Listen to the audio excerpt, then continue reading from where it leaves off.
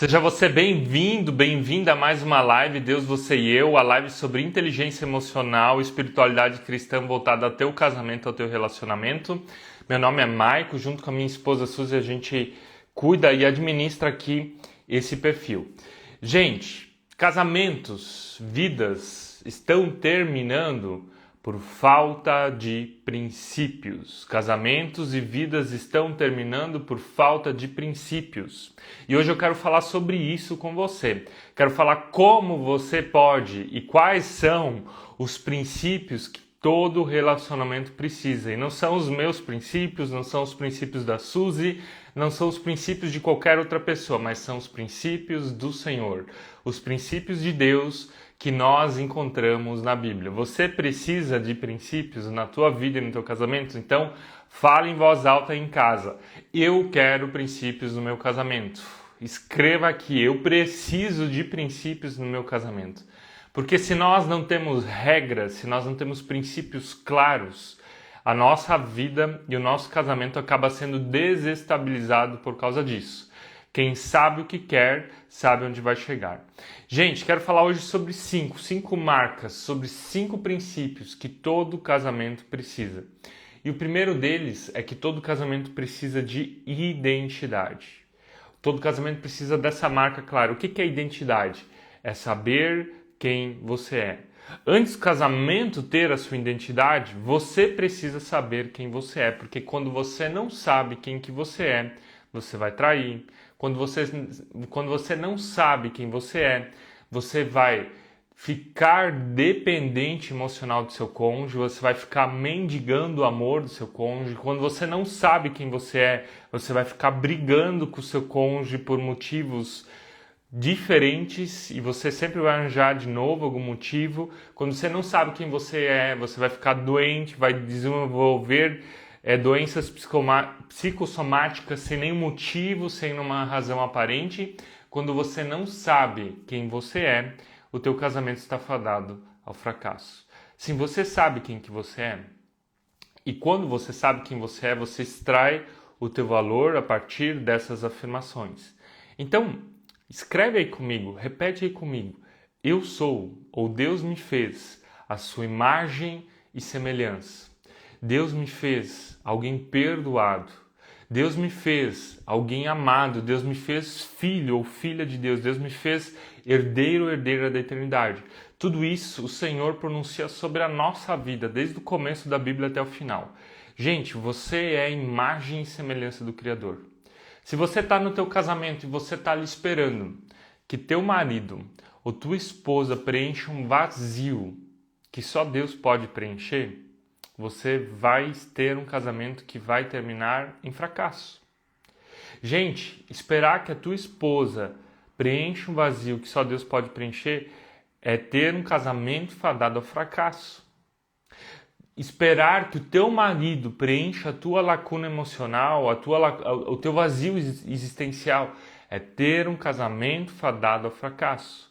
E quando eu falo de identidade, de você realmente saber quem que você é e realmente extrair o teu valor daquilo que o Senhor diz sobre a tua vida e sobre a tua existência, é entender que o único que é capaz de preencher os teus vazios é o próprio Senhor.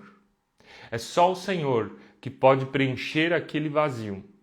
Não existe nenhum amor humano, não existe nenhuma situação humana, tá? Que alguém pode preencher esse vazio. Porque o tamanho do nosso vazio é o tamanho o tamanho do Senhor, o tamanho de Deus. É só Ele que pode preencher. A Yolanda perguntando aqui, e para quem já lutou tanto pelo casamento e cansou? Yolanda, tem uma passagem lá no Novo Testamento, que está escrito no Evangelho de João, aonde Jesus ele foi numa festa de casamento. E naquela festa de casamento ele faz o primeiro milagre dele. E eu creio que isso tem tudo a ver com a situação que você está passando. Naquela festa de casamento e naquela época em que Jesus vivia, era normal as pessoas servirem o vinho bom no começo da festa e o vinho velho no final. Porque o vinho bom as pessoas experimentavam e quando elas já estavam embriagadas, elas não sentiam mais o gosto do vinho ruim lá para o final. Era um costume, era uma cultura daquela época. E Jesus está lá naquela festa e acaba todo o vinho, tanto o bom como o vinho mau. E Jesus então vai lá em alguns odres, alguns potes, onde tem água parada, e ele transforma aqueles odres, ou aquela água que está lá naqueles potes, em vinho, e o melhor vinho de todos. E a passagem bíblica então diz que o Senhor deixa o melhor vinho para o final, faz o contrário da cultura e da situação daquela época. E agora deixa eu trazer isso para a tua história, Yolanda. Talvez você está hoje aqui na tua vida e você está dizendo, não sei mais o que fazer. Lutei, lutei, lutei e cansei. Igual a situação daquele casamento em Caná da Galileia. Já servimos tudo, todo o vinho, acabou o vinho. Vinho é sinônimo de amor também, acabou o amor, não sinto mais nada. Mas Jesus é aquele, tá? Que é capaz de transformar água em vinho. Jesus é aquele que é capaz de, na tua história, na tua vida, transformar aquilo que não existe mais em algo novo. A ausência de sentimentos em sentimentos. Um casamento quebrado num casamento restaurado. Um casamento sem esperança com um casamento cheio de vida. Outra imagem, eu não sei de onde é que você fala. Quando fui para o Nordeste, para o interior do Nordeste, algo que me chamou a atenção é que lá tem a Caatinga. E ali pode ficar o verão, o inverno todo, agora não sei como é que é a estação das chuvas, seco. Tudo seco, você não vê mais nada, só vê espinhos. Mas se vem uma chuva, daquela secura nasce um verde. Foi o verde mais impregnante que eu já vi na minha vida. Lá naquela seca nascendo um verde depois da chuva. E eu quero dizer isso para você. Quero dizer para você, Yolanda, que talvez nas mãos humanas você já tentou de tudo. Mas eu conheço um Deus, eu conheço um Senhor, que é capaz de transformar água em vinho.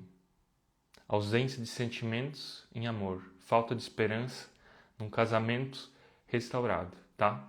Então, o que você pode fazer? Busque isso no Senhor, legal? Segundo, eu creio que você precisa de pessoas também ao teu lado. Agora uma resposta humana, eu dei antes uma resposta espiritual divina. O que seria uma resposta humana? Você provavelmente precisa de conhecimentos que você ainda não tem. O teu cônjuge precisa de conhecimentos que você ainda não tem. Você precisa se conectar a pessoas que talvez você ainda não se conectou, ter as informações que você talvez ainda não tenha. E dentro disso, trabalhar questões emocionais. Olha só, lugares novos, pessoas novas nos trazem conhecimentos novos e resultados novos. Então é se conectar com novas pessoas, buscar novos conhecimentos, que você vai começar a ter novas conexões e novos resultados. O que isso significa? Pergunto para você, você já fez algum acompanhamento? Já fez alguma terapia de casal? Ou aconselhamento pastoral? Você procurou pessoas à tua volta que poderiam estar te orientando e te dando os conhecimentos e trabalhando todas essas questões de uma forma mais específica? Eu sei que aqui não é o lugar para você falar tudo o que você está passando, mas, gente, pessoas externas, elas mudam a nossa mente, a nossa mentalidade. Se eu, Michael, não tivesse procurado na minha história pessoas externas, o meu casamento já teria terminado, a minha vida estaria muito diferente, eu não estaria aqui fazendo uma live para vocês. Era um bicho do mato. Não conseguia falar na frente da minha turma de escola, ficava vermelho que nem um pimentão, gaguejava, minha boca ficava seca. Nunca me imaginei, tá? Nunca me imaginei falando na frente de pessoas. E eu precisei buscar ajudas, ferramentas, outras pessoas que me ajudassem no meu desenvolvimento. Então, Yolanda, talvez você precisa hoje achar as pessoas certas, tá? E claro, casamentos são duas pessoas. Então, teu marido também precisa fazer isso. Você também precisa fazer isso. Mas, deixa eu te dar uma palavra de esperança aqui. É o que eu acredito. Quando um dos dois, escuta bem, quando um dos dois está disposto a lutar pelo seu casamento, pela restauração do seu casamento, você está muito mais perto de viver isso do que quando nenhum dos dois está. É como numa briga. Quando você está numa briga, quando um dos dois está disposto a brigar, ou um dos dois não está disposto a brigar, melhor falando, a briga não acontece. E a restauração também é assim. Quando um dos dois está disposto a lutar pela restauração do seu casamento, então você está muito mais perto. Terceiro conselho para você ainda, Yolanda. Ela vai começar com você. Talvez você diga assim, mas Maico, como começar comigo? É o meu marido que faz isso, meu marido que faz aquilo, meu marido que fez isso. Mesmo que o teu marido esteja 99% errado dentro da situação que vocês estão vivendo, você talvez tenha 1% de responsabilidade sobre alguma situação. E se você trabalhar esse 1% dentro de você, eu creio que esse 1% ele vai ter um impacto sobre os 99% errado dele. Quando eu mudo, tudo muda. Fala aí comigo, escreve aqui comigo. Quando eu mudo, tudo muda. Inclusive o meu casamento, inclusive os meus relacionamentos.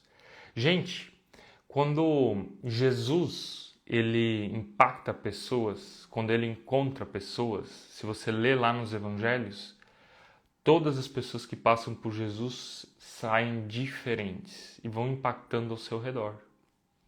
E quando eu falo de um Deus que nos dá esperança, quando eu falo de buscar ajuda, novos conhecimentos, quando eu falo de uma transformação pessoal, eu não estou tirando o erro do teu cônjuge, mas eu estou falando para você, tá? Eu estou falando para você que você, transformando em você aquilo que precisa ser transformado, tem um impacto gigantesco sobre o teu casamento.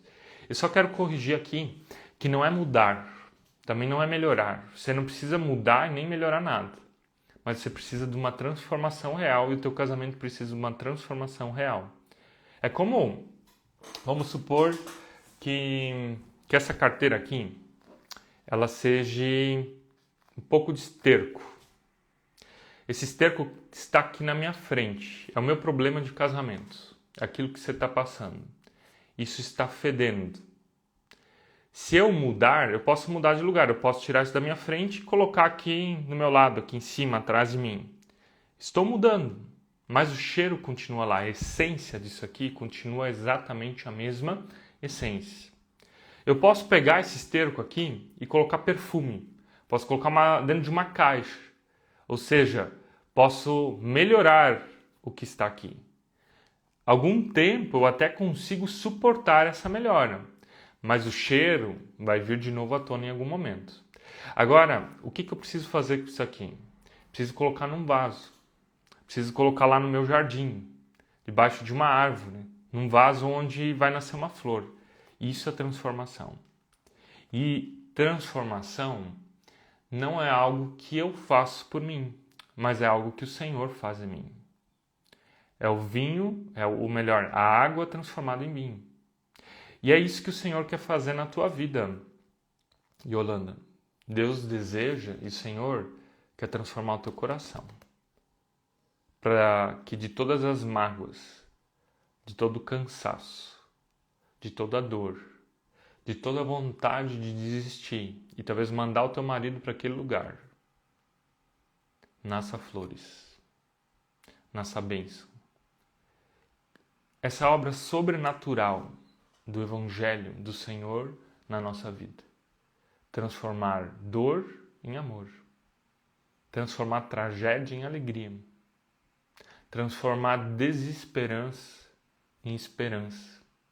Transformar um casamento que está fadado ao fracasso num casamento que se transforma em exemplo para a vida das outras pessoas. Yolanda, deixa eu te aconselhar aqui. Tem alguém para caminhar ao teu lado. Não tente sozinha. Se você precisar da minha ajuda, eu sempre ofereço para os casais que me procuram uma sessão experimental. Essa sessão experimental ela demora em torno de 70 minutos, ela pode ser individual ou casal. Essa sessão ela tem uma taxa de interesse, que é R$ 87,00, e depois eu ofereço meu programa de mentoria, que é um programa de 10 sessões. Mas se você acha que essa experimental faz sentido para ti, vem aqui no nosso link da bio, nos mande uma mensagem lá que a gente conversa mais. Se você tem alguém na tua igreja, na tua cidade que está te ajudando, fale com essa pessoa. Se você já tem alguém te ajudando, continue dentro desse processo. Sair de uma crise conjugal não é do dia para a noite. Você não entrou numa crise conjugal do dia para a noite. Foi um processo de desconstrução até o teu casamento chegar numa crise. Agora, para você sair de uma crise, você precisa também de um processo de construção. Você não constrói uma casa do dia para a noite. Você não restaura uma casa do dia para a noite. Nós somos aqui de Pomerode, Santa Catarina, a cidade mais alemã do Brasil. Se você não conhece ainda, você precisa conhecer. Inclusive, de que cidade você é? Escreve aqui no chat, eu quero saber de qual cidade você está me assistindo. Escreve aqui embaixo, de qual cidade e estado. Coloca o nome da cidade e do estado. E algo que tem aqui em Pomerode, não sei se você já viu, às vezes você pode ver lá nos nossos stories, tem as casas em Chaimel, que são as casas dos imigrantes alemães.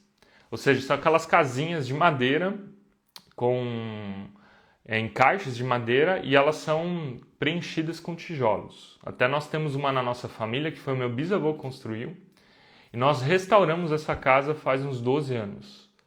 Mas para restaurar ela, à medida que nós fomos tirando as partes velhas, as partes que precisavam ser trocadas, nós víamos que apareciam outros problemas que precisavam ser encaixados até ela ficar bonita de novo. Então a restauração de um casamento é isso. Talvez você hoje olhe para o teu casamento e você vê uma parte que precisa ser trocada, transformada, como eu falei antes. Você faz isso e vão aparecer outras lacunas. Mas deixa eu dizer algo para você. Eu, Marco, particularmente, não acredito que a coisa mais charmosa que existe é uma casa antiga restaurada. Ela tem um charme que nem uma casa nova chega.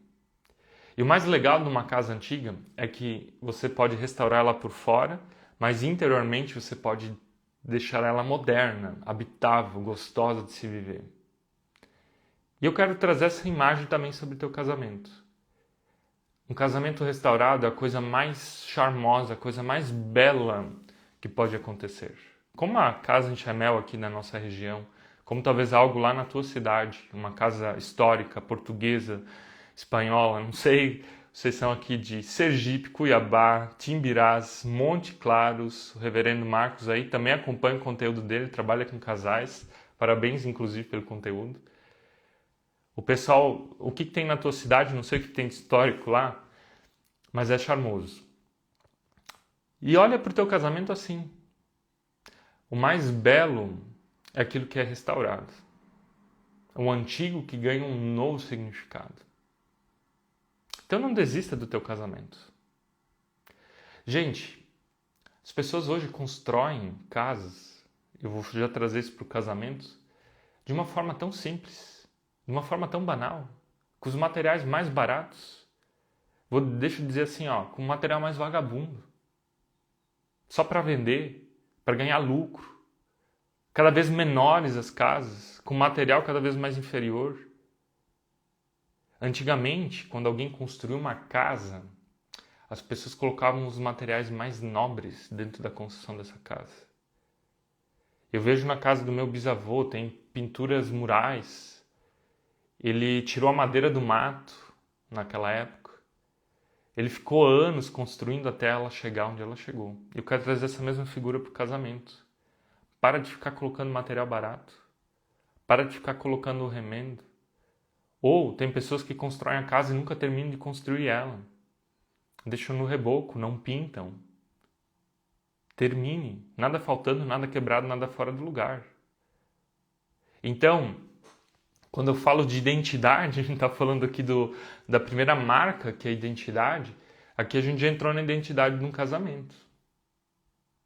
Não abra mão, tá? Não abra mão de colocar qualidade. Não abra mão de restaurar o que precisa ser restaurado. Gente, o casamento que a Suzy e eu nós temos hoje, depois de 14 anos juntos, é o outro casamento que a gente tinha ali no começo da nossa vida conjugal. E ainda bem, nós somos outras pessoas. E hoje a gente vive algo que a gente nunca imaginou na nossa história, na nossa trajetória. A gente precisou vencer um monte de dores, um monte de traumas. A gente casou virgem, só para você ter uma ideia. A Suzy, minha esposa, ela vem de um abuso sexual por parte do avô dela. Eu falo isso aqui porque a gente fala isso abertamente nas nossas palestras e mentorias. E eu vim de um histórico de pornografia, consumi pornografia a minha adolescência inteira. Então imagina uma mulher casando com histórico de abuso, um homem casando com histórico de pornografia, se a vida sexual vai dar certo. Foi um desastre. Foi um desastre, não só a vida sexual, a vida emocional. A gente, assim, extremamente imaturos e achando que era casar virgem, né, fisicamente virgem, que estaria tudo resolvido. Então Deus nos quebrou legal. E por isso eu digo, hoje a gente tem um casamento muito diferente, porque a gente precisou trabalhar os nossos traumas, a nossa infância, as nossas dores, as nossas questões de pai e mãe, a nossa essência, a nossa identidade. Para a gente ter hoje um casamento firmado na rocha. O reverendo Marcos André falando aqui, boa analogia, gastamos em muitas coisas e esquecemos de investir no relacionamento. Até tem uma frase nesse sentido de um casal que a gente fez um podcast recentemente, e eles falaram assim, o pastor Patrick, ele disse assim, quem não investe no casamento, investe no divórcio. Se eu não estou investindo no meu casamento em dinheiro, em recursos, em conhecimento, em tempo, eu estou investindo no meu divórcio. Automaticamente. As pessoas também elas acreditam, eu posso investir em várias coisas. Posso investir em ações, posso investir na compra de um imóvel, posso investir num carro. Carro não é investimento, só é passivo, tá, gente? Só para ficar claro. Mas posso colocar meu dinheiro em várias áreas, numa experiência, numa viagem. Mas as pessoas às vezes não conseguem comprar um livro de R$30 para investir no seu casamento. Elas preferem comprar uma pizza por semana, onde vão gastar R$100, R$120, do que comprar um livro de R$30. Do que fazer um curso de R$100. E achando que isso não tem valor. Então, às vezes, você está colhendo frutos no teu casamento coerentes com o teu investimento. Gente, vocês estão falando, talvez você está dizendo, o Maico está falando isso porque o Maico quer vender a mentoria dele. Eu era esse tipo de pessoa. Eu sempre gostei de ler, até que vocês veem um monte de livro aqui atrás. Mas assim, de investir no meu conhecimento, de fazer um curso, eu achava que isso era dinheiro jogado fora. Eu investi mais que um carro de classe média em cursos, só nos 2 últimos anos. Não vou falar o valor aqui, mas a minha vida mudou. É o que eu falei antes. É lugares certos, é o conhecimento certo que te traz novas conexões e novos resultados. E falando de casamento é exatamente a mesma coisa. Se você não tem coragem de investir em você, e a gente está falando aqui de identidade, como é que vai ter algum resultado diferente? Se para ti é mais importante ostentar num carro de luxo do que você realmente dentro de você trabalhar no luxo do teu coração, como é que você vai ter resultados diferentes na tua vida emocional, conjugal e assim por diante? Gente, falamos aqui então do primeiro ponto da identidade, tá? Fala aí comigo. Eu sou imagem e semelhança do Criador. Eu sou perdoado em Jesus Cristo. Eu sou amado por Deus. Eu sou filho de Deus. Eu sou herdeiro e co-herdeiro da eternidade. E se você é homem ou mulher, fala o teu gênero. Eu sou homem, eu sou mulher, porque isso Deus também colocou dentro de nós. Essa é a nossa identidade pessoal. Quando eu sei quem que eu sou no Senhor, eu também vou criar um relacionamento firmado na rocha. É os dois, marido e esposa, precisam saber quem que eles são. Ponto. Agora vamos lá para o segundo princípio, que é a fidelidade. Falamos da identidade e agora vamos falar da fidelidade. E fidelidade é mandamento. Deus coloca lá nos 10 mandamentos, não adulterarás. Jesus relembra esse mandamento lá em Mateus capítulo 5, ele diz assim, ouviste que foi dito lá nos 10 mandamentos? Não adulterarás. Seja fiel, fidelidade. Porque a fidelidade é um princípio, uma marca inegociável para um casamento. Porque na fidelidade eu estou protegendo todo mundo. Todo o mundo, não estou generalizando, exagerando, estou protegendo todo o mundo cosmos. Como assim? Quando eu sou fiel à minha esposa, primeiro eu protejo o meu corpo, a minha espiritualidade, as minhas emoções, o corpo, a espiritualidade, as emoções da minha esposa. Eu protejo a espiritualidade, as emoções dos meus filhos, dos meus pais, dos meus irmãos, dos meus parentes, da igreja onde eu congrego, onde eu participo e da sociedade. Porque eu, respeitando esse mandamento, não vou intervir no corpo, nas emoções de qualquer outra pessoa, de qualquer outra mulher. E assim eu não vou estar interferindo no casamento e na vida de qualquer outra pessoa. Eu não vou estar quebrando a família de qualquer outra pessoa. Eu não vou estar quebrando uma teia social e comunitária que existe. Gente, assim, a maioria das pessoas que fala de relacionamento na internet fala como você pode ter um sexo melhor, como é que você pode se comunicar melhor, como é que você pode fazer isso melhor. Gira tudo em torno de mim. Mas a fidelidade gira em torno do todo. É de mim e do outro. Então, pessoas fiéis, elas estão fazendo um bem para a sociedade. Imagina se aqui no nosso país, ou melhor, só lá na tua cidade, tá? Algumas pessoas colocaram a sua cidade aqui. A Eliane colocou ainda aqui São Martinho. Conhecemos lá, nos hospedamos já na tua casa, fizemos o retiro com a igreja de vocês. Se todo mundo na tua cidade, todo mundo não, todas as pessoas da tua cidade, todos os casais da tua cidade fossem fiéis, como é que seria a vida social dentro dessa cidade? Não seria diferente? Então, as pessoas elas não se ligam de que quando elas estão sendo infiéis, elas só estão buscando alimentar um ego, preencher de novo aquele vazio que só Deus pode preencher. A pessoa não se liga de que quando ela está sendo infiel, ela está prejudicando uma outra família. Ah, mas tal pessoa não é casada, você está prejudicando o corpo da outra pessoa. E fidelidade é um mandamento sobre corpo, emoções, família, sociedade. É algo muito maior. Não é algo pequenininho, só eu, só o que eu quero. Começa com o eu, mas tem um impacto sobre o nosso social, o nós maior, o nós reino. Então, fidelidade tem um impacto sobre o todo. Você quer abençoar muitas pessoas, seja fiel ao teu marido. Você não precisa ir lá na África falar de Jesus, você não precisa ir lá na favela XY. Seja fiel ao teu marido, seja fiel à tua esposa. Você já colherá bênçãos sem fim. E não é à toa que é mandamento. Mandamento não é proibição, mandamento é bênção, é proteção. Por isso Deus diz, não adulterarás, seja fiel.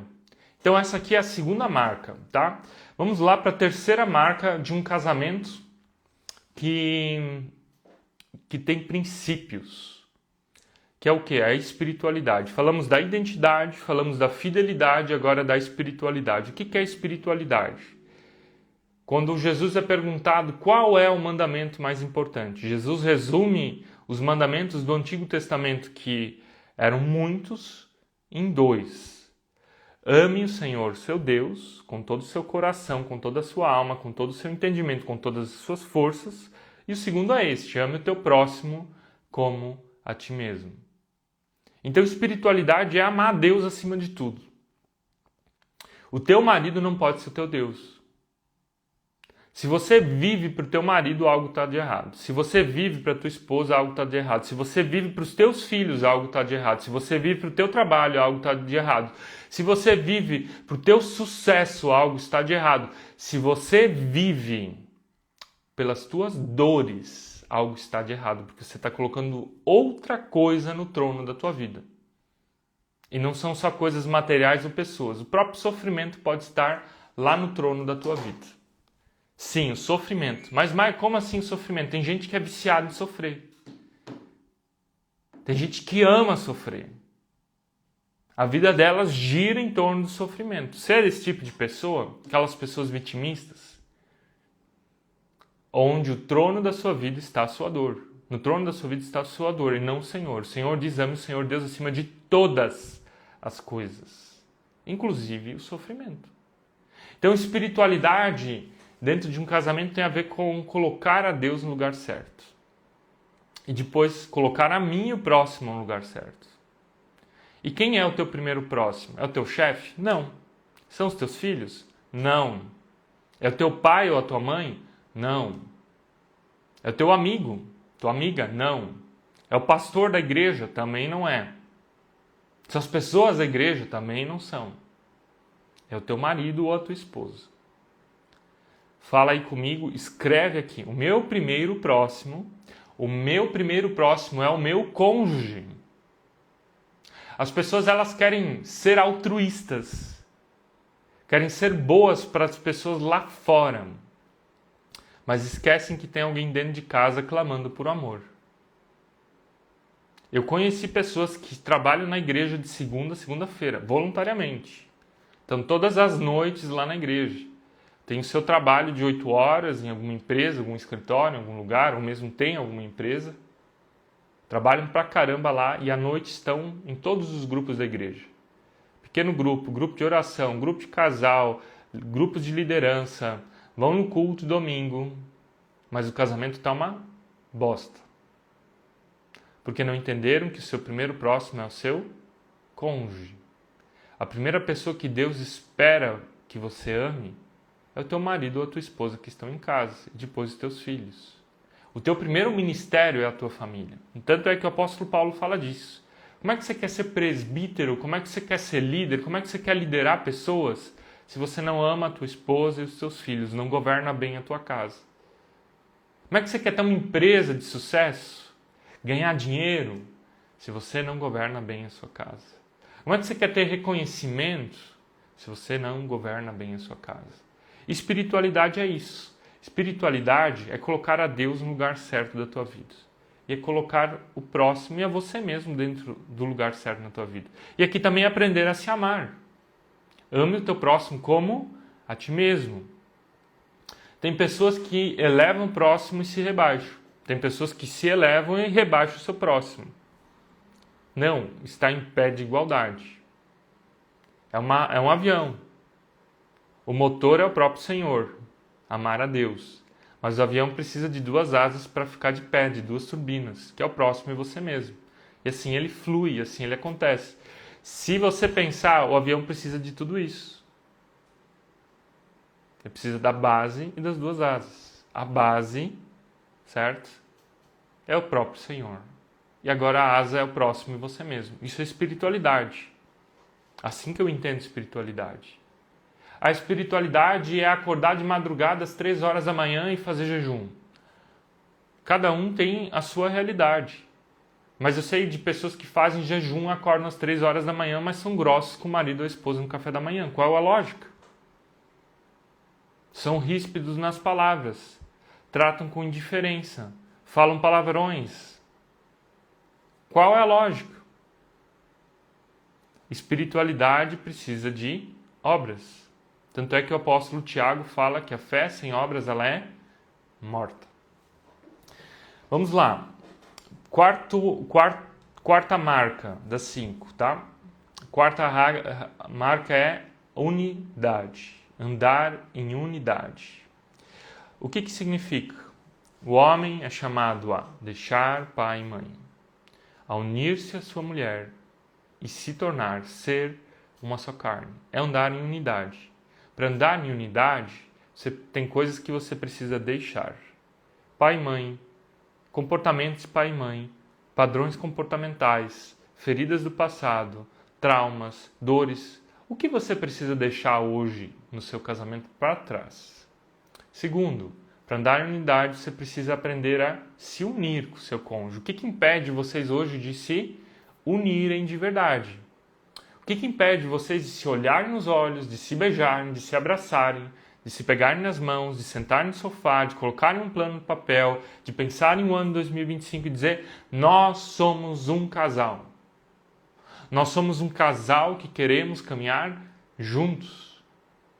E o que impede vocês hoje de se tornarem um só, sexualmente, de se tornarem um só, emocionalmente, de serem aquele cordão de 3 dobras que não se rompe, que está lá na palavra de Deus. O que impede vocês de fazerem isso?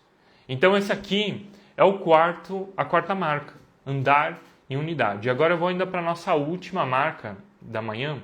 Se você tem até lá alguma dúvida, alguma pergunta, você coloca ela aqui de modo secreto também, aqui embaixo ninguém vai ver se você não quiser saber. Mas a última marca é andar em amor. O que é andar em amor? 1 Coríntios 13 diz assim, o amor tudo sofre, o amor é benigno, o amor não é invejoso, o amor não maltrata com leviandade, não se ensoberbece, não se porta com indecência, o amor não busca seus interesses, não se irrita, não suspeita o mal, não se folga com a injustiça, mas se alegra com a verdade. O amor tudo sofre, tudo crê, tudo espera e tudo suporta. Tudo suporta. O casamento precisa de amor. E qual que é esse amor? É aquela paixão? Não, é uma decisão. Eu decido amar o meu cônjuge. Na alegria e na tristeza, na riqueza e na pobreza, na saúde e na doença, até que a morte nos separe. Em todas as situações, em todas as circunstâncias, em todos os extremos, em todos os momentos. E se você sente que hoje você não consegue amar o seu cônjuge, você precisa ir para a fonte desse amor. A fonte desse amor é o próprio Senhor Jesus. É nele que você encontra respostas. É Ele que vai te ajudar a amar, é Ele que vai te ajudar a andar em unidade, em fidelidade, ter uma espiritualidade real, vibrante, profunda. É Ele que vai firmar a tua identidade. É o Senhor Jesus, tá? É Jesus que nos ajuda a amar o outro de verdade.